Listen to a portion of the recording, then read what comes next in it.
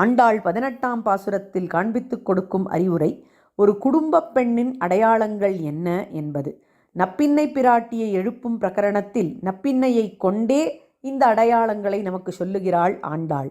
ஒரு நல்ல குடும்பப் பெண் பெரியோர்களுக்கு அடங்கி இருப்பாள். இதையே நந்தகோபாலன் மருமகளே நப்பின்னாய் என்கிற சொற்களில் அமைத்துள்ளாள் ஆண்டாள். அடுத்தபடி நல்ல குடும்பப் பெண் கணவனுக்கு நல்ல துணைவியாக இருப்பாள். கந்தம் கமழும் குழலி என்று கூறுகிறாள் ஆண்டாள். இந்த கந்தம் கமழும் குழலிதான் சப்தம் கவரும் குழலனான கண்ணனுக்கு ஏத்தவள் அப்படிங்கிற அர்த்தத்தில் வியாக்கியானங்கள் வருகின்றன.